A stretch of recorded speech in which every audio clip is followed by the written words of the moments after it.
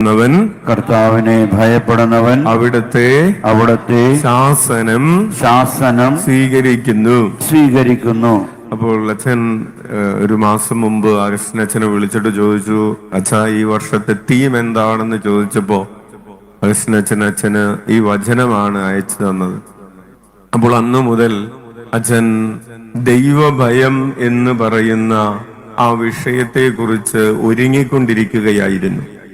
അച്ഛൻ ഈ വിഷയത്തെ കുറിച്ച് പരിശുദ്ധാത്മാവിന്റെ സപ്തദാനങ്ങൾ എന്ന അതുമായി ബന്ധപ്പെട്ട് ചെറിയ പ്രഭാഷണങ്ങൾ നടത്തിയിട്ടുണ്ടെങ്കിലും വളരെ ഡീറ്റെയിൽഡ് ആയിട്ട് ദൈവഭയം എന്ന് പറയുന്ന വിഷയത്തെ കുറിച്ച് പഠിക്കാൻ തുടങ്ങിയത് മഞ്ഞമ്മൽ സുവിശേഷ മഹോത്സവത്തിനു വേണ്ടി ഒരുങ്ങുന്ന സമയത്താണ്. അച്ഛൻ ഏകദേശം ഒരു 50 പേജുകൾ അതിനുമായി ബന്ധപ്പെട്ട് ഒരുങ്ങി വെച്ചിട്ടുണ്ട്. ഏകദേശം ഒരു 15 ദിവസം ദൈവഭയം എന്ന വിഷയത്തെ കുറിച്ച് പഠിപ്പിക്കുന്നതിന് വേണ്ടി ഒരുങ്ങാൻ ഈശോ ഈ ദിവസങ്ങളിൽ അച്ഛന് അവസരം തന്നു. കർത്താവിന് നന്ദി പറയുന്നു. കൈയടിച്ച് കർത്താവിനെ മഹത്വപ്പെടുത്തും. പ്രിയപ്പെട്ടവരെ, അച്ഛൻ ഇന്നലെ അതിന്റെ ഒരു ആമുഖമായി വളരെ വേഗത്തിൽ കുറച്ച് കാര്യങ്ങൾ പറഞ്ഞു. നമ്മൾ ഒരു അരമണിക്കൂറിനുള്ളിലാണ് കുറെ കാര്യങ്ങൾ ദൈവഭയത്തെ കുറിച്ച് പറഞ്ഞത്. ഇന്ന് അച്ഛൻ അത്രയും, അപ്പോൾ കുറച്ച് പേർ അച്ഛനോട് പറഞ്ഞു, അച്ഛ ഇത്രയും സ്പീഡിൽ ഇത്രയും കാര്യങ്ങൾ പറഞ്ഞാൽ അത് മനസ്സിലാക്കാൻ ബുദ്ധിമുട്ടുണ്ടാകും, അതുകൊണ്ട് അച്ഛന്റെ സ്പീഡ് കുറക്കണമെന്ന്. അപ്പോൾ അച്ഛൻ ഇന്നലെ പോയ സ്പീഡിൽ ഇന്ന് പോവില്ല. നമ്മൾ ഓരോ കാര്യങ്ങൾ പറയുമ്പോൾ അത് വീണ്ടും വീണ്ടും പറഞ്ഞ് അത് പഠിച്ച് അത് മനസ്സിൽ ഉറപ്പിച്ചായിരിക്കും ഇന്ന് നമ്മൾ മുന്നോട്ട് പോകുന്നത്. അച്ഛൻ ഇന്ന് നിങ്ങളുമായിട്ട് പങ്കുവയ്ക്കാൻ ആഗ്രഹിക്കുന്നത് 34-ാമത്തെ സങ്കീർത്തനമാണ്. ബൈബിൾ ഉള്ളവരൊക്കെ 34-ാമത്തെ സങ്കീർത്തനം ഒന്ന് തുറന്നു വെച്ചു. 34-ാമത്തെ സങ്കീർത്തനത്തിൽ ദൈവഭയമുള്ള വ്യക്തിയുടെ 12 സവിശേഷതകൾ ചൂണ്ടിക്കാണിക്കപ്പെടുന്നുണ്ട്. 34-ാം സങ്കീർത്തനത്തിൽ ദൈവഭയമുള്ള ഒരു മനുഷ്യന്റെ 12 സവിശേഷതകൾ ചൂണ്ടിക്കാണിക്കുന്നു. അപ്പോൾ നമ്മൾ ഇന്നലെ ഒരു കാര്യം പറഞ്ഞു, ദൈവഭയം ഉണ്ടായാൽ എന്താണ് ഗുണം? അത് നമ്മൾ ഒരിക്കൽ കൂടെ വായിക്കുകയാണ്. 34-ാം സങ്കീർത്തനം 9-ാമത്തെ തിരുവചനം. ഇന്നലെ എഴുതി വെക്കാനായിട്ട് കഴിയാത്തവർക്ക് ഇന്ന് എഴുതി വെക്കാവുന്നതാണ്. ഒന്ന് വായിച്ചേ. 34-ാം സങ്കീർത്തനം 9-ാമത്തെ തിരുവചനം. കർത്താവിന്റെ വിശുദ്ധരെ അവിടുത്തെ ഭയപ്പെടുവിൻ. അവിടുത്തെ ഭയപ്പെടുന്നവർക്ക് ഒന്നിനും കുറവുണ്ടാവുകയില്ല. Hallelujah, hallelujah. അപ്പോൾ നമുക്ക് ആ വചനഭാഗം ഒന്ന് വലതുകരം ഉയർത്തി വീശിക്കൊണ്ട് ഏറ്റു പറയാം. കർത്താവിന്റെ വിശുദ്ധരെ അവിടുത്തെ ഭയപ്പെടുവിൻ. അവിടുത്തെ ഭയപ്പെടുന്നവർക്ക് ഒന്നിനും കുറവുണ്ടാവുകയില്ല. അടുത്ത വചനം കൂടി നമുക്കൊന്ന് വായിക്കാം. സിംഹക്കുട്ടികൾ ഇരകിട്ടാതെ വലഞ്ഞേക്കാം. കർത്താവിനെ അന്വേഷിക്കുന്നവർക്ക് ഒന്നിനും കുറവുണ്ടാവുകയില്ല. പ്രിയപ്പെട്ടവരെ, സിംഹക്കുട്ടികൾ ഇരകിട്ടാതെ വലഞ്ഞാലും എന്താണ് സിംഹക്കുട്ടി എന്ന് പറയുന്നത്? നിങ്ങൾ വിചാരിക്കരുത് ചെറിയ കുട്ടിയാണെന്ന് വിചാരിക്കരുത്. യുവസിംഹം എന്നാണ് അതിന്റെ ട്രാൻസ്ലേഷൻ. എന്താണ് യുവസിംഹം? യുവസിംഹം എന്ന് പറഞ്ഞാൽ നല്ല വീറും ഉശിരും ഒക്കെയുള്ള സിംഹം. അതാണ് സിംഹം. അല്ലാതെ പ്രായമായി 95 വയസ്സായിട്ടുള്ള സിംഹമല്ല. 95 വയസ്സായിട്ടുള്ള സിംഹത്തിന് ഇര കിട്ടിയില്ലെങ്കിലും നമുക്ക് പോട്ടെ എന്ന് വിചാരിക്കും. അല്ലെങ്കിൽ ഒരു 5 വയസ്സ് ഒക്കെ അല്ല. യുവസിംഹം എന്ന് പറയുമ്പോൾ നമ്മുടെ 10, 25, 26, 28, 30 വയസ്സൊക്കെ ഉള്ള നമ്മുടെ പിള്ളേര് അല്ലേ, 6 പാക്ക് ഒക്കെ ഉള്ള സിംഹം. നല്ല വീറും ഉശിരും ഒക്കെയുള്ള സിംഹം അതിന് ഇര കിട്ടാതെ വലഞ്ഞാലും, അല്ലെങ്കിൽ നമ്മൾ വേറൊരു കാര്യം നമ്മൾ പറയാറില്ലേ, അവൻ പുലിയാണെന്ന് പറയാറില്ലേ, അല്ലെ? അവള് പുലിയാണ്. അങ്ങനെ പുലികളായിട്ട് നടക്കുന്നവർക്ക് ഒന്നും കിട്ടാതെ പോയാലും, അല്ലേ? ഒരു 10,000 കോടി ആസ്തിയുള്ള ആള് കുറച്ച് ദിവസം മുമ്പ് സ്വയം വെടിവെച്ച് മരിച്ചു, ആത്മഹത്യ ചെയ്തു. സിംഹക്കുട്ടികൾ ഇല കിട്ടാതെ വലയുന്ന കാലം കണ്ടോ? അങ്ങനെ സിംഹക്കുട്ടികളുണ്ട്, ഈ ലോകത്തിലുണ്ട്. അധികാരമുള്ളവര്, പണമുള്ളവര്, പ്രതാപമുള്ളവര്, ലോകത്തിന്റെ മുമ്പിൽ എല്ലാം ഉള്ളവര്. അതാണ് ഈ സിംഹക്കുട്ടി എന്ന് പറഞ്ഞാല്.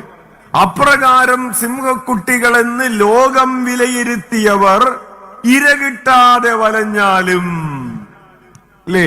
സ്കൂളിൽ പഠിക്കുന്ന കുട്ടികളൊക്കെ ഉണ്ട്, ഫസ്റ്റ് റാങ്ക് കിട്ടിയവര്, ഇല്ലേ?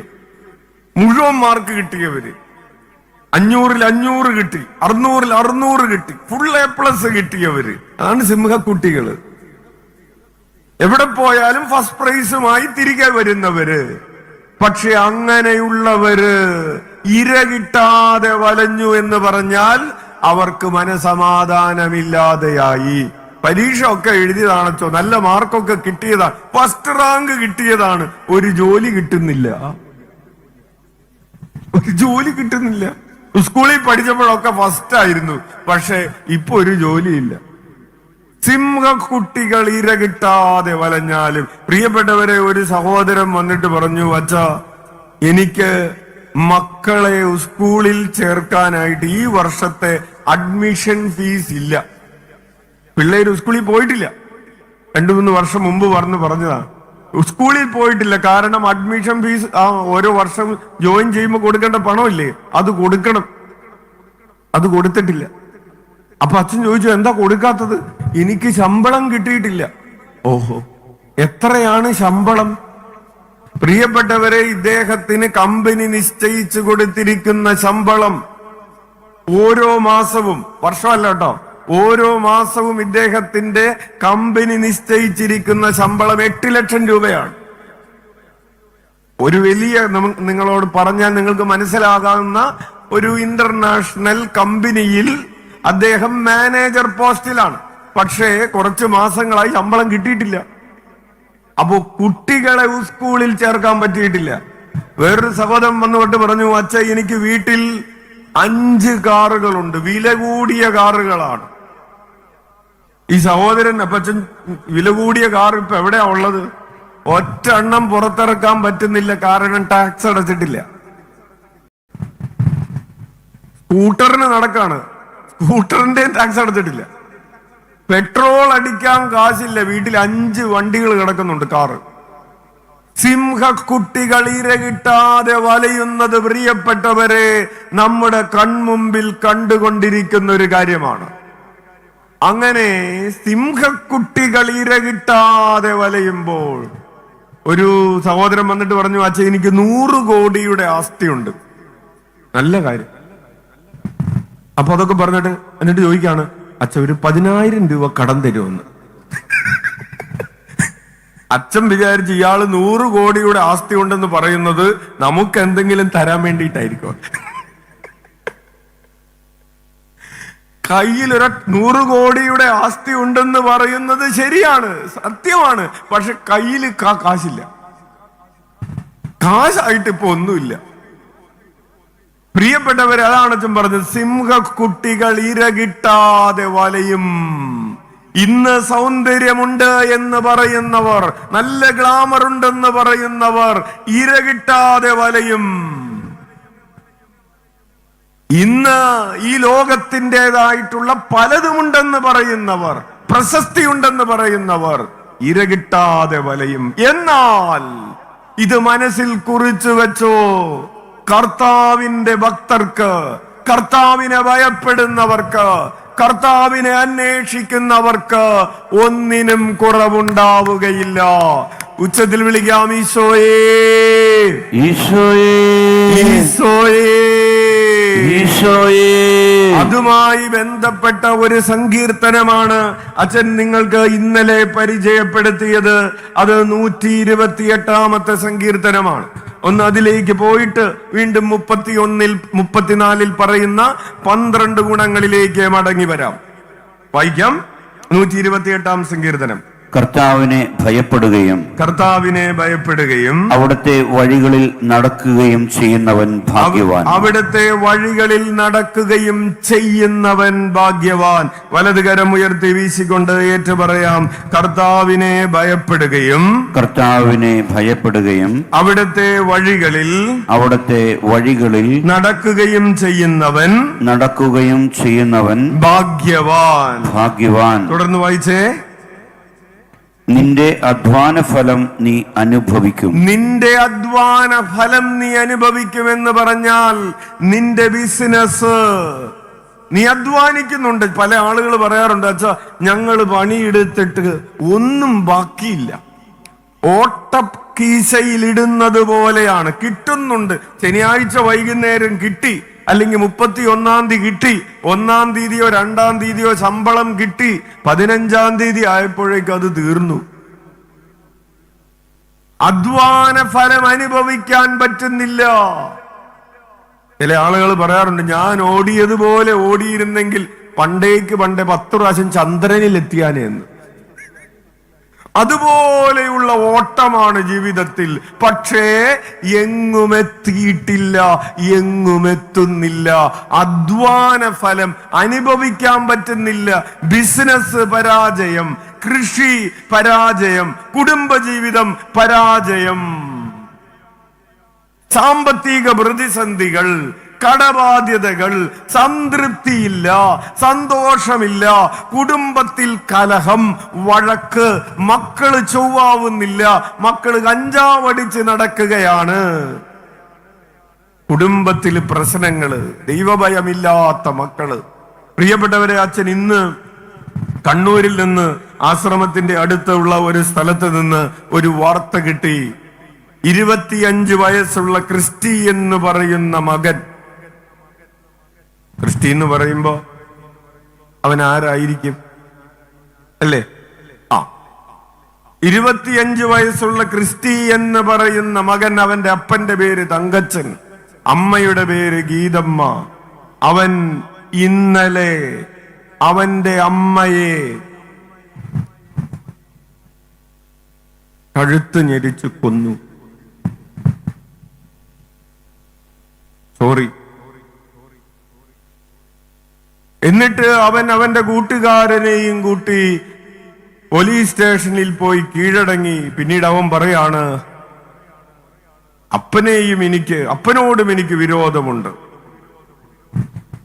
പ്രിയപ്പെട്ടവരെ, ദൈവഭയമില്ലാത്ത മക്കൾ. ഒരമ്മ കഴിഞ്ഞ വ്യാഴാഴ്ച, ഇന്ന് ശനിയാഴ്ച ആയിട്ടുള്ളൂ, 2 ദിവസം മുമ്പ് മുറിയിലിരുന്ന് പറയുകയാണ്, അച്ഛാ എനിക്കൊരു നിയോഗമുള്ളൂ, എന്റെ മകൻ എന്നെ ഒന്ന് അമ്മേന്ന് വിളിക്കണം. അവന് 23-24 വയസ്സാണ്. അപ്പൊ അച്ഛൻ ചോദിച്ചു, അവനിപ്പ വീട്ടിലില്ലേ? അമ്മേന്ന് വീട്ടിലുണ്ട്. എന്താണ് വിളിക്കുന്നത്? എടി, പോടി, തള്ളേ എന്നൊക്കെയാണ് എന്റെ മകൻ എന്നെ വിളിക്കുന്നത്. അച്ഛനൊന്ന് പ്രാർത്ഥിക്കണം, അവന്റെ വായിൽ നിന്ന് അമ്മേ ഒന്നൊന്ന് വിളിക്കുന്നത് കേട്ടിട്ട് എനിക്ക് മരിച്ചാ മതി. പ്രിയപ്പെട്ടവരെ, കുടുംബത്തിൽ സമാധാനമില്ല, സന്തോഷമില്ല. അപ്പോൾ അങ്ങനെയൊക്കെ ഉള്ളൊരു പശ്ചാത്തലത്തിലാണ് നമ്മൾ ഇത് വായിക്കുന്നത്. നിന്റെ അധ്വാന ഫലം നീ അനുഭവിക്കും. തുടർന്ന് വായിച്ചേ. നീ സന്തുഷ്ടനായിരിക്കും എന്ന് പറഞ്ഞാൽ നിനക്ക് സംതൃപ്തി ഉണ്ടാകും. ചില ആളുകൾ പറയാറില്ലേ, എല്ലാം ഉണ്ടോ? എല്ലാം ഉണ്ട്, പിന്നെ എന്താ ഇല്ലാത്തത്? ഒരു സുഖമില്ല, ഒരു സംതൃപ്തിയില്ല, ഒരു സന്തോഷമില്ല, മനസ്സ് തുറന്നൊന്ന് ചിരിക്കാൻ പറ്റുന്നില്ലെന്നേ. എല്ലാം ഉണ്ട്. ഭാര്യയുണ്ടോ? ഉണ്ട്. ആരോഗ്യമുണ്ടോ? ഉണ്ട്. ഭർത്താവുണ്ടോ? ഉണ്ട്. മക്കളുണ്ടോ? ഉണ്ട്. കാശുണ്ടോ? ഉണ്ട്. വീടുണ്ടോ? ഉണ്ട്. കാറുണ്ടോ? ഉണ്ട്. ഒരു സന്തോഷമില്ല, ഒരു സന്തോഷം. ജോലിയുണ്ടോ? ഉണ്ട്. വിദേശത്താണ് ജോലി. ഭാര്യയ്ക്കും ഭർത്താവിനും വിദേശത്താണ് ജോലി. ഭാര്യയും ഡോക്ടറാണ്, ഭർത്താവും ഡോക്ടറാണ്. യൂറോപ്പിലാണ്. എന്ന് പറഞ്ഞാൽ യൂറോപ്പിൽ ഒരു ഡോക്ടർക്ക് ഒരു 10-20 ലക്ഷം രൂപ ശമ്പളം ഉണ്ടേ. അച്ഛാ, ഒരു സന്തോഷമില്ല അച്ഛൻ. ഭാര്യയും ഭർത്താവും 2 മുറികളിലാണ് താമസിക്കുന്നത്. 2 മുറികളിൽ താമസിക്കുന്ന, കല്യാണം കഴിഞ്ഞിട്ട് അധികം നാളൊന്നും ആയിട്ടില്ല, 15 വർഷത്തിൽ താഴെ ആയിട്ടുള്ളൂ. അപ്പോ പ്രിയപ്പെട്ടവരെ, വചനം പറയുകയാണ്, നീ സന്തുഷ്ടനായിരിക്കും, നിനക്ക് നന്മ വരും, നിനക്ക് സന്തോഷമുണ്ടാകും, സംതൃപ്തി ഉണ്ടാകും, നന്മ വരും. ഈ ഭൂമിയുടെ കണക്ക് കൊണ്ടല്ല, സ്വർഗത്തിന്റെ കണക്കിൽ നിനക്ക് നന്മയുണ്ടാകും. കൈയടിച്ച് കർത്താവിന് നന്ദി പറയാം. എന്ത് ചെയ്യണം? നീ ദൈവഭയമുള്ളവനാകണം. അതാണ് ഒരൊറ്റ കണ്ടീഷൻ. നിനക്ക് സംതൃപ്തി ഉണ്ടാകും. പ്രോമിസാണ്. വചനത്തില് 8000-ഓളം പ്രോമിസസുകളുണ്ട്. നിനക്ക് സംതൃപ്തി ഉണ്ടാകും. ദൈവം പറയാണ്, നിനക്ക് ദൈവഭയമുണ്ടെങ്കിൽ. തുടർന്ന് വായിച്ചേ. നിന്റെ ഭാര്യ ഭവനത്തിൽ ഫലസമൃദ്ധമായ മുന്തിരി പോലെ ആയിരിക്കും. നിന്റെ ഭാര്യ ഭവനത്തിൽ ഫലസമൃദ്ധമായ മുന്തിരി പോലെ ആയിരിക്കും എന്ന് പറഞ്ഞാലുണ്ടല്ലോ, നിന്റെ ജീവിത പങ്കാളി നിനക്ക് സന്തോഷം തരുന്ന ഒരു സാന്നിധ്യമായിരിക്കും. കൈയടിച്ച് നന്ദി പറഞ്ഞേ. നിന്റെ ജീവിത പങ്കാളി നിനക്ക് സന്തോഷം തരുന്ന ഒരു സാന്നിധ്യമായിരിക്കും. അല്ലേ? ജീവിത പങ്കാളി വീട്ടിലേക്ക് വരുമ്പോ, ഓ ചേട്ടൻ വന്നല്ലോ, അല്ലേ? അല്ലെങ്കിൽ ഭാര്യ കൺവെൻഷൻ കഴിഞ്ഞ് വീട്ടിൽ ഓ നീ വന്നല്ലോ എന്ന് ചോദിക്കുന്നൊരവസ്ഥയുണ്ട്. വേറൊരവസ്ഥയുണ്ട്, ഓ നീ വന്നോ. ചില ആളുകൾക്ക് വീട്ടിൽ നിന്ന് ഭാര്യ ഇറങ്ങി പോകുമ്പോഴായിരിക്കും, പോവാണല്ലേ, ശരി, സന്തോഷം. അല്ലെങ്കിൽ ഭർത്താവ് ഇറങ്ങി പോകുമ്പോഴാണ്, പോയല്ലോ, സന്തോഷം. അച്ഛൻ കുറച്ച് നാള് മുമ്പ് ഒരു കൺവെൻഷൻ നടത്തി, സ്ഥലം പറയുന്നില്ല. അപ്പോ ഈ ഭാര്യ വന്നിട്ട് പറഞ്ഞു, അച്ഛോ 2 മാസം മുമ്പ്, 2 മാസമായിട്ടുള്ളൂ, എന്റെ ഭർത്താവ് അറ്റാക്ക് വന്ന് മരിച്ചു. അപ്പോ അറ്റാക്ക് വന്ന് മരിച്ചു എന്ന് പറയുമ്പോ സാധാരണ അച്ഛൻ എപ്പോഴും ചിരിച്ചുകൊണ്ടാണ് നിൽക്കാറ്. അപ്പൊ അച്ഛൻ പെട്ടെന്ന് മുഖം മാറ്റി, ഭർത്താവ് മരിച്ച കാര്യമല്ലേ പറയുന്നത്, നമ്മൾ ചിരിച്ചുകൊണ്ട് നിൽക്കാൻ പാടണ്ട. അച്ഛൻ മുഖം മാറ്റിയിട്ട് പറഞ്ഞു, ചേച്ചി പോട്ടെ, വിഷമിക്കണ്ട. അപ്പൊ ചേച്ചി അച്ഛനെ ഇങ്ങനെ തുറച്ചു നോക്കി. വിഷമോ? ആർക്ക്? മരിച്ചപ്പോഴാണ് അച്ഛാ ആശ്വാസമായത്. ഈ മനുഷ്യൻ എങ്ങനെയെങ്കിലും ഒന്ന് മരിക്കട്ടെ എന്ന് പ്രാർത്ഥിച്ചുകൊണ്ടിരിക്കുക. കാരണം അതുപോലെ ഇതുള്ള ദുരിതങ്ങളാണ്. പ്രിയപ്പെട്ടവർ, ആ ചേച്ചിയുടെ ദുരിതം പറഞ്ഞു കേട്ടാ നിങ്ങൾ പറയും, അച്ഛാ നേരത്തെ മരിച്ചാൽ മതിയായിരുന്നു. അതുപോലത്തെ ദുരിതങ്ങളാണ് കുടുംബജീവിതത്തിൽ. ഈ ചേച്ചിയെ വരുമ്പോ, ഭർത്താവ് മദ്യപിച്ച് വരുമ്പോ ഇടിച്ച് താഴെ ഇട്ടിട്ട് ചവിട്ടിക്കൂട്ടുന്ന കഥയൊക്കെ ഒരു 2 മിനിറ്റ് കൊണ്ട് ചേച്ചി പറഞ്ഞു. അപ്പൊ അച്ഛനും പറഞ്ഞു, മരിച്ചത് നന്നായി. പ്രിയപ്പെട്ടവരെ, ദൈവഭയമുള്ള ഒരു കുടുംബത്തെ കുറിച്ച് വചനം പറയുകയാണ്. നിന്റെ ഭാര്യ അല്ലെങ്കിൽ നിന്റെ ഭർത്താവ് ഫലസമൃദ്ധമായ മുന്തിരി പോലെ ആയിരിക്കും. നിങ്ങളുടെ വീട്ടിൽ ഇങ്ങനെ മുന്തിരിക്കുലകൾ നിറഞ്ഞു നിൽക്കുന്ന ഒരു മുന്തിരിത്തോട്ടമുണ്ടെന്ന് വിചാരിക്ക്. അത് കാണുമ്പോ നമുക്ക് സന്തോഷമുണ്ടാകും, നിങ്ങൾക്ക് സന്തോഷമുണ്ടാകും. അതുപോലെ ജീവിത പങ്കാളിയുടെ സാന്നിധ്യം സന്തോഷം തരുന്ന സാന്നിധ്യമായി മാറും. ഉച്ചത്തിൽ വിളിച്ചേ, ഈശോയേ, ഈശോയേ, ഈശോയേ, ഈശോയേ. ഒരു സഹോദരി പറഞ്ഞു, അച്ഛാ 15 വർഷമായിട്ട് ഭാര്യ ഒരു മുറിയിലും ഭർത്താവ് വേറൊരു മുറിയിലുമാണ്. ഈ കഴിഞ്ഞ 2 കൊല്ലമായിട്ട് ഭർത്താവ് ഞാൻ വയ്ക്കുന്ന ഭക്ഷണമൊന്നും കഴിക്കുകയില്ല. ഈ ചേട്ടൻ കുറച്ചാൾ വിദേശത്തൊക്കെ പോയിരുന്നത് കൊണ്ട് ചേട്ടൻ അത്യാവശ്യം കഞ്ഞിയും കറിയും ഒക്കെ വെക്കാൻ അറിയാം. ഈ ഭാര്യ വെക്കുന്നതൊന്നും ഭർത്താവ് കഴിക്കുകയില്ല. ഭർത്താവ് തന്നെ അടുക്കളയിൽ പോയി എന്തെങ്കിലുമൊക്കെ ഉണ്ടാക്കി അവിടെ ഇരുന്ന് ഇങ്ങനെ കഴിക്കും. അങ്ങനെ പരസ്പരം മുഖത്ത് നോക്കാതെ, പരസ്പരം ഒന്ന് സംസാരിക്കാതെ രണ്ടു വ്യക്തികൾ ഭാര്യയെന്നും ഭർത്താവെന്നും പേര് പറഞ്ഞ് ഒരു വീട്ടിൽ ജീവിക്കുന്നതിനേക്കാൾ നല്ലത് പ്രിയപ്പെട്ടവരെ എന്താണ്? മിസൈല് വന്ന് വീഴാണ്. അപ്പോൾ വീണ്ടും അച്ഛൻ ചില ഗാർഹികമായ സാഹചര്യങ്ങൾ പറഞ്ഞൊന്ന് മാത്രം. ഗാർഹികമായ സാഹചര്യങ്ങള്, കുടുംബജീവിതത്തിലെ അവിശ്വസ്തതയുടെ സാഹചര്യങ്ങള്, ഭാര്യയ്ക്ക് ഇഷ്ടമുള്ളതുപോലെ പല ആളുകൾക്ക് മെസ്സേജ് അയച്ചു കൊണ്ടിരിക്കുകയാണ്. ഭർത്താവിന് തോന്നിയതുപോലെ പലരുമായും ചാറ്റിംഗ് നടത്തുകയാണ്. എന്നിട്ട് അവർ ഒരുമിച്ച് ജീവിക്കുകയാണ്. ആ കുടുംബം നരകമല്ലേ? നരകം അന്വേഷിച്ച് വേറൊരിടത്തും പോകണ്ട. പ്രിയപ്പെട്ടവരെ, ഒരു കുടുംബത്തിൽ ഒരു മകൻ മദ്യപാനത്തിനടിമയാണെന്ന് കരുതുക, കഞ്ചാവിനടിമയാണെന്ന് കരുതുക, അവൻ ആ വീട്ടിൽ താമസിക്കുകയാണെന്ന് കരുതുക. നരകം എവിടെയാണെന്ന് അന്വേഷിച്ച ആ കുടുംബാംഗങ്ങൾ ഒരിടത്തും പോകണ്ട. അപ്പോൾ എന്താണ് പ്രതിവിധി എന്നാണ് ഇവിടെ ഈ മഞ്ഞുമ്മൽ പ്രദേശത്ത് കഞ്ചാവടിച്ച് നടക്കുന്ന യുവാക്കളുണ്ട്, യുവതികളുണ്ട്. എറണാകുളം ജില്ല എന്ന് മാത്രം പറഞ്ഞാൽ പോരാ. ഈ മഞ്ഞുമ്മല്, കളമശ്ശേരി, ഏലൂർ, എടപ്പള്ളി മേഖലയിലെ കഥയാണ്. അപ്പുറത്ത് ചിറ്റൂര്, ചേരാനല്ലൂര്, ഇപ്പുറത്തു പിന്നെ വരാപ്പുഴ. ഹല്ലേലൂയാ, ഹല്ലേലൂയ എന്ന് പറഞ്ഞാൽ ഇതിന്റെ ചുറ്റുപാടുമുള്ള പ്രദേശങ്ങളിൽ ഇന്ന് നമ്മൾ യുവതിയുവാക്കൾക്ക് വേണ്ടി പ്രാർത്ഥിക്കുന്ന ദിവസമാണ്. പ്രിയപ്പെട്ടവരെ, ഒരു ദിവസം 12ാം ക്ലാസ്സിൽ പഠിക്കുന്ന മകന് അമ്മ കാലത്ത് ചോറ് കൊടുത്തു വിടാൻ വേണ്ടി അവന്റെ ബാഗ് അന്വേഷിച്ചു. ചോറ്റുപാത്രം എവിടെയാണെന്ന് അന്വേഷിച്ചു. അവന്റെ ബാഗിൽ ചെന്ന് അമ്മ ചോറ്റുപാത്രം എടുത്ത് അതൊന്ന് വൃത്തിയാക്കിയിട്ട് ചോറ് വിളമ്പി അവന് വേണ്ടിയിട്ട് ബീഫ് കറിയൊക്കെ റെഡിയാക്കി വെച്ചിരിക്കുകയാണ്. അത് വിളമ്പി അത് പാക്ക് ചെയ്യാൻ വേണ്ടി നോക്കുമ്പോ ആ ചോറ്റുപാത്രത്തിൽ ഒരു വെള്ളപ്പൊതി. 12ാം ക്ലാസ്. എന്താണ് ഈ വെള്ളപ്പൊതി എന്ന് മനസ്സിലാകാതെ അമ്മ അതൊന്ന് പടുക്കെടുത്ത് മണത്ത് നോക്കുന്നു. അമ്മക്ക് ചെറിയൊരു സംശയം തോന്നുന്നു. അപ്പനെ കാണിക്കുന്നു. പ്രിയപ്പെട്ടവരെ, തലേ ദിവസം കൊച്ചു മറന്നുപോയി.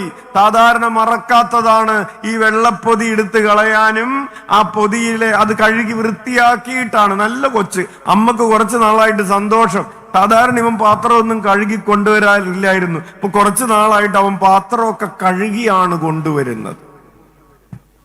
നാളെ ഇവിടെ ഇരിക്കുന്ന അപ്പനും അമ്മയും മക്കളുടെ ബാഗിലെ ചോറ്റുപാത്രത്തിൽ ആ പത്രം തുറക്കുമ്പോ ഒരു വെള്ളപ്പൊതി കണ്ട ഞെട്ടണ്ട.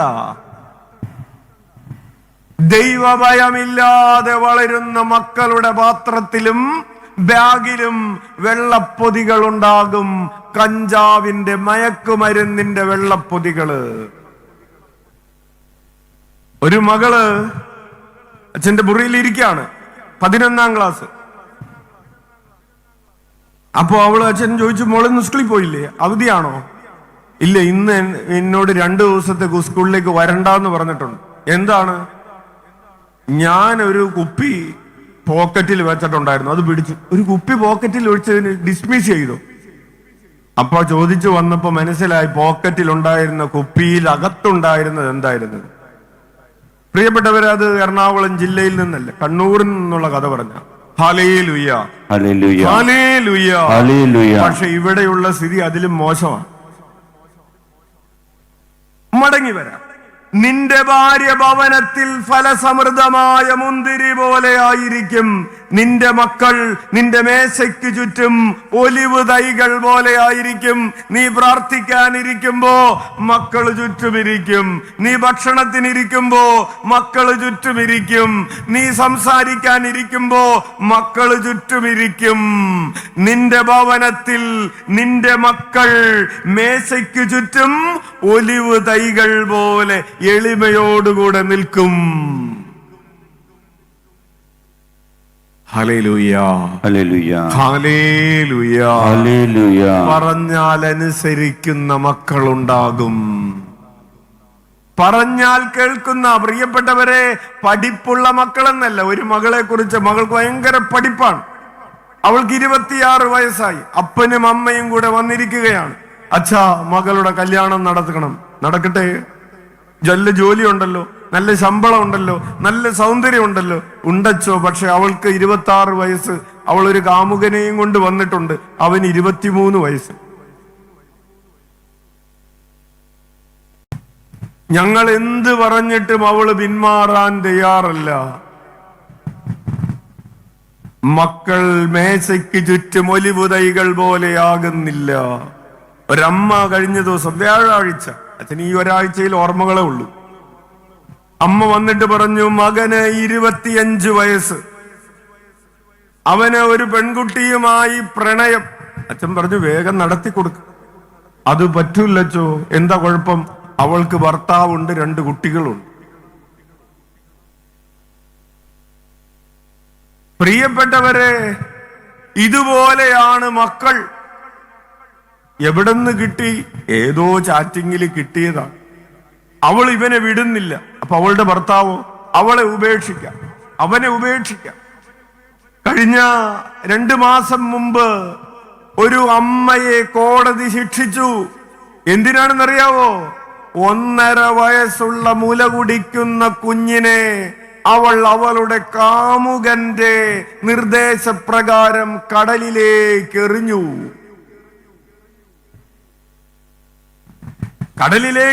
കുഞ്ഞ് കടലിൽ ചെന്ന് വീണില്ല, അവിടെയുള്ള പാറക്കെട്ടുകളിൽ ചെന്ന് വീണു, തലയിടിച്ചു മരിച്ചു.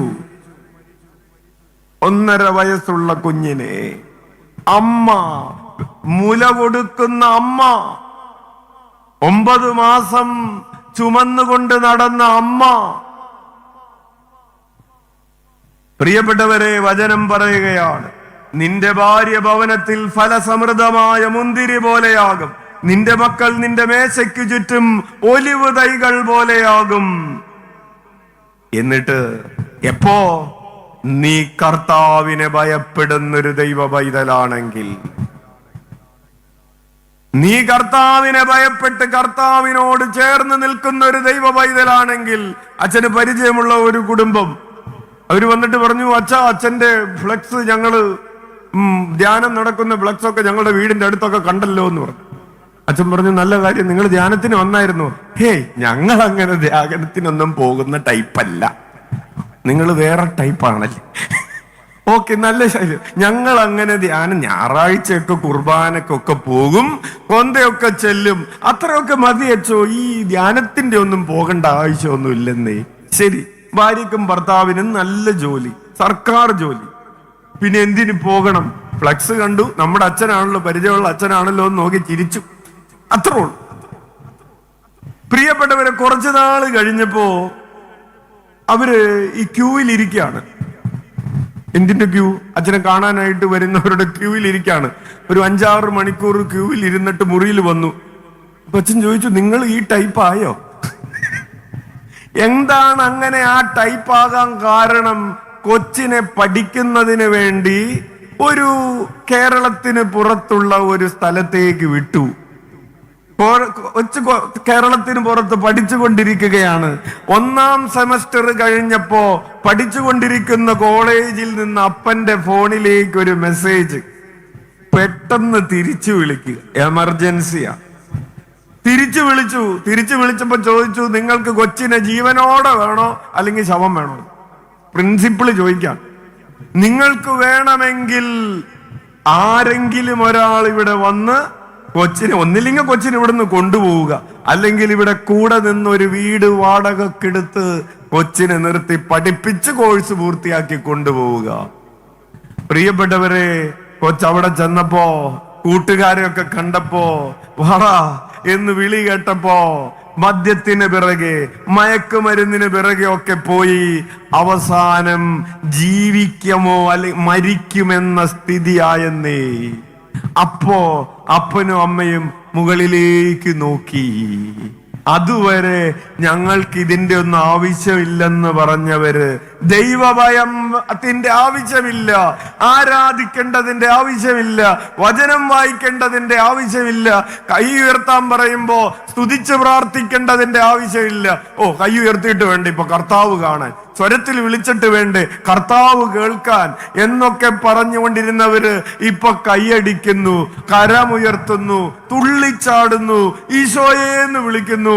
35 ദിവസം 35 വ്യാഴാഴ്ച പ്രാർത്ഥനയ്ക്ക് വരാൻ പറഞ്ഞപ്പോ അത് മതിയാവോ എന്ന് ചോദിക്കുന്നു.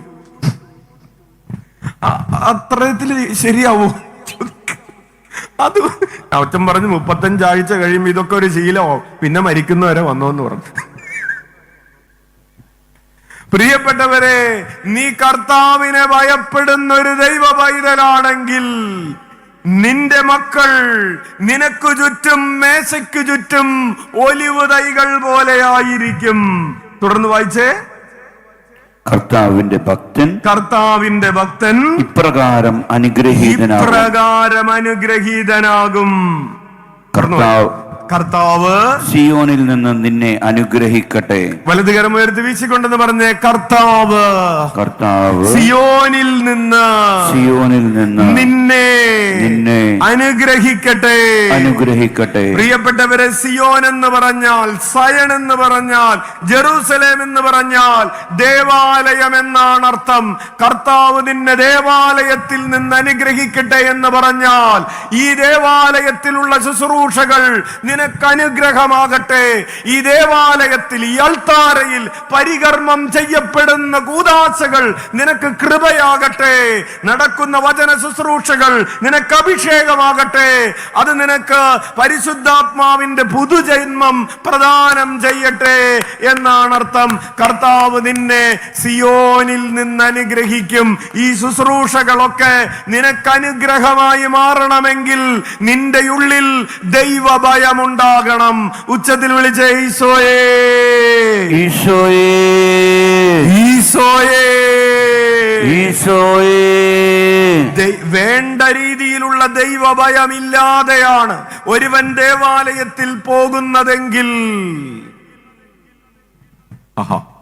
നിങ്ങൾ കണ്ടിട്ടില്ലേ ചില ആളുകള് ദേവാലയത്തിൽ പോയി, പക്ഷേ വേണ്ട വിധത്തിലല്ല അവർ പ്രാർത്ഥനകളിൽ പങ്കെടുത്തത്. ദൈവഭയമില്ലാത്തവന്റെ ബലിയർപ്പണം അവൻ അനുഗ്രഹമാവുകയില്ല. ഒരുവന് ബലിയർപ്പണം പോലും അനുഗ്രഹമാകണമെങ്കിൽ, അഭിഷേകമാകണമെങ്കിൽ അവന്റെ ഉള്ളിൽ ദൈവഭയമുണ്ടാകണം.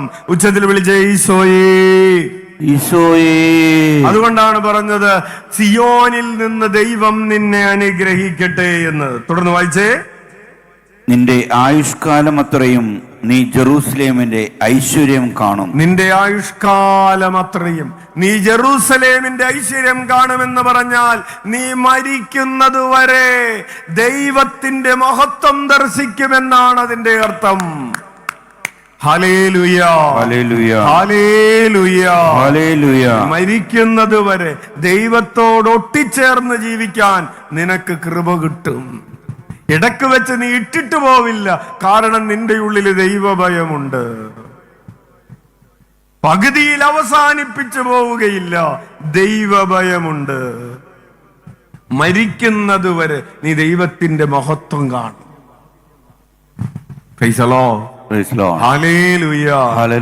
അച്ഛന്റെ അപ്പച്ചൻ 93-ാമത്തെ വയസ്സിലാണ് മരിച്ചത് ഒരു കരുണയുടെ ഞായറാഴ്ച രാത്രിയിലാണ്.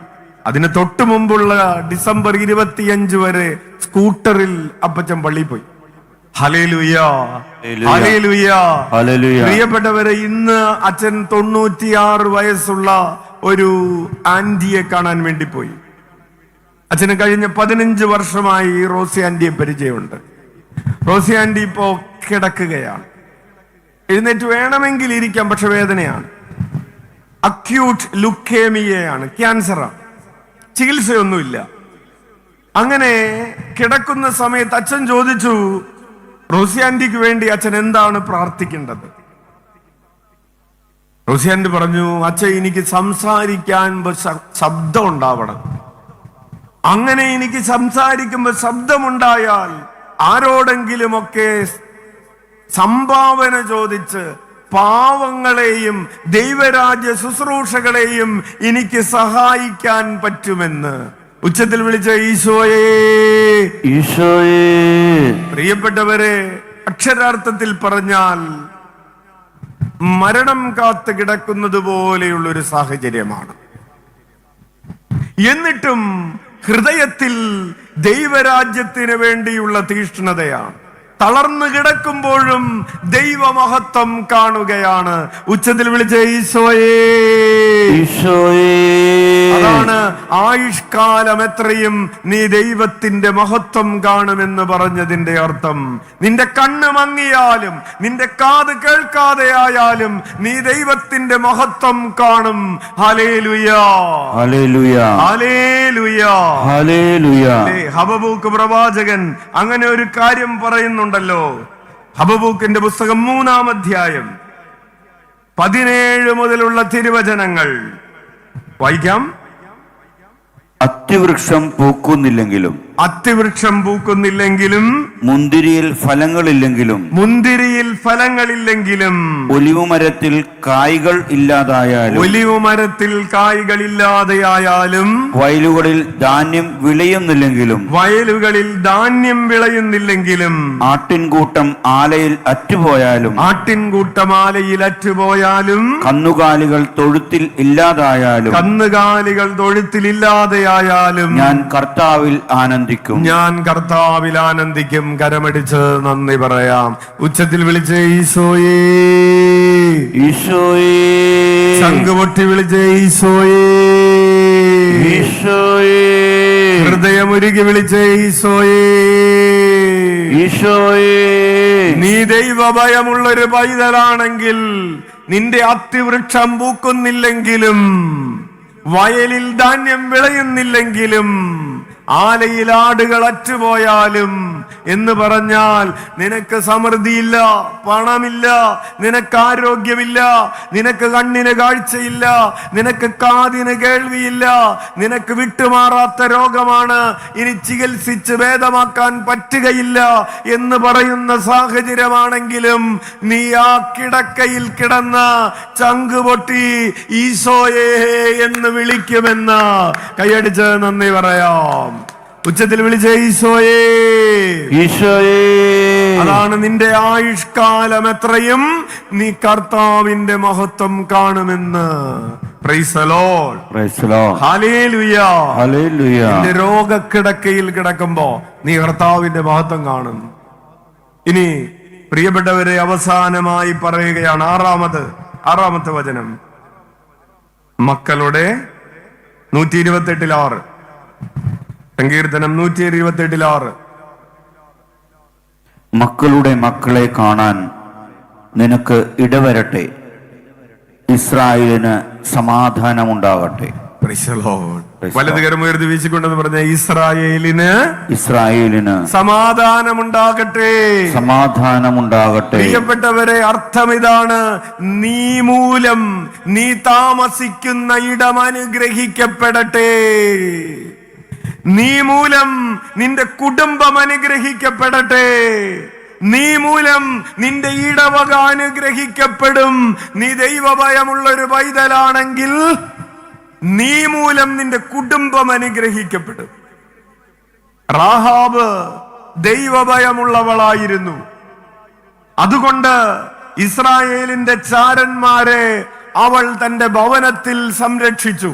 നിങ്ങൾക്ക് കഥ അറിയാവുന്നത് കൊണ്ട് കൂടുതൽ വ്യാഖ്യാനങ്ങളിലേക്ക് കിടക്കുന്നില്ല. അവൾ ഈ കാനാൻ ദേശം ഒറ്റുനോക്കാൻ വന്ന ഇസ്രായേലിന്റെ ചാരന്മാരെ അവൾ സംരക്ഷിച്ചു. Because she had the fear of God. അവൾക്ക് ദൈവഭയം ഉണ്ടായിരുന്നു. എന്ത് സംഭവിച്ചു?